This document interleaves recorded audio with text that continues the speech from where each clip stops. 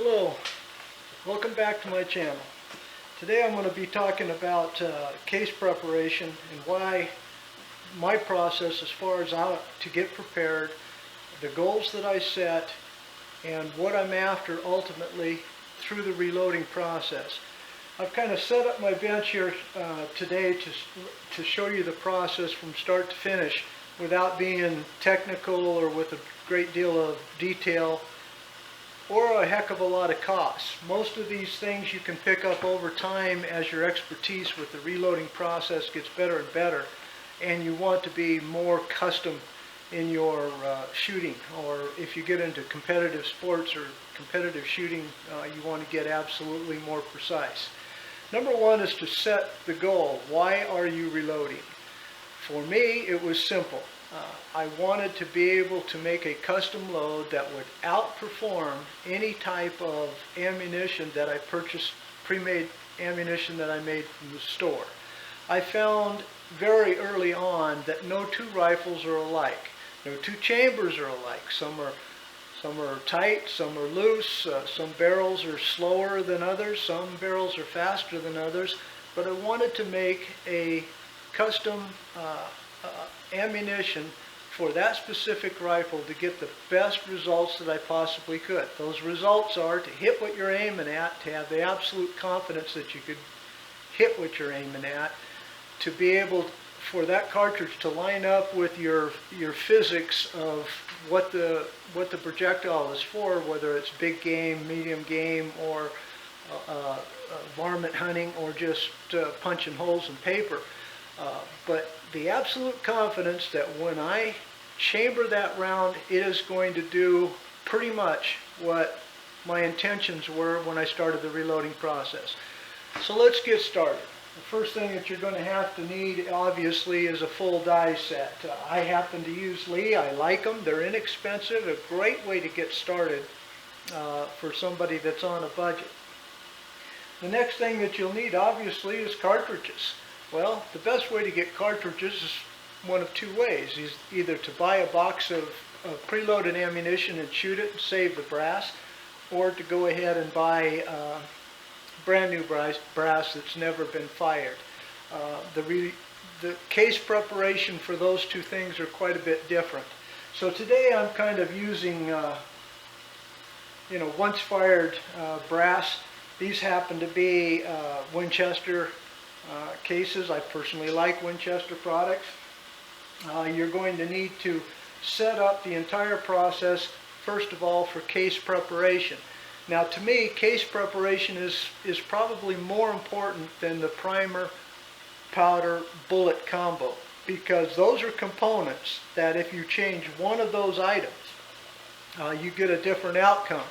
And that's not what this video is about. This video is about custom making this to fit into your rifle so that you do not have pressure spikes, you do not have any problems cycling the bolt, or if it's a semi-automatic, being able to not fight you in terms of going from shot to shot. So that's what I put most of my emphasis on, is on this. There are two schools of thought.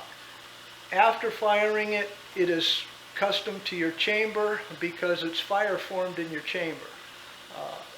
The other school of thought is that I want to be able to absolutely be sure that this is going to be able to shoot in any rifle that is chambered for this cartridge.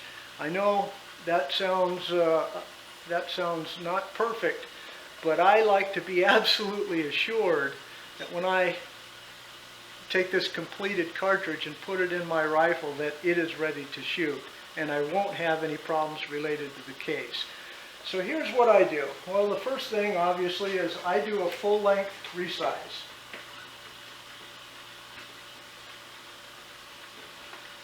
All the way down to a full stop, bring it back up a little bit, and then down again to make sure that the shoulder is formed correctly.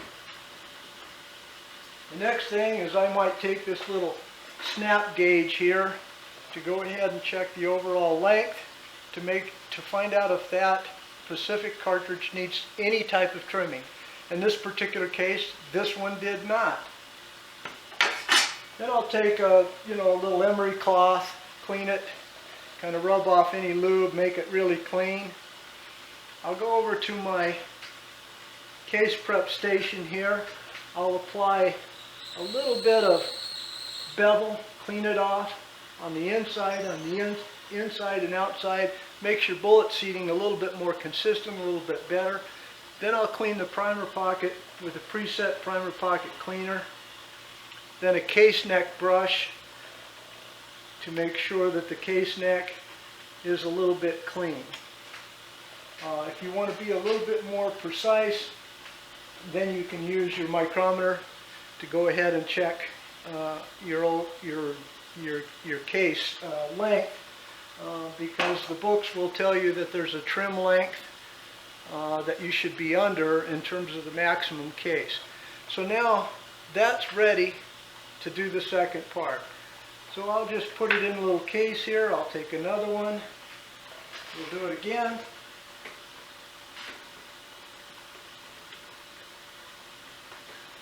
All the way down, up a little bit, bump it again to a full stop, to resize that shoulder. Take my snap gauge once again, check it. In this case, that does not need to be trimmed either. So I can go back, put a little bit of a bevel,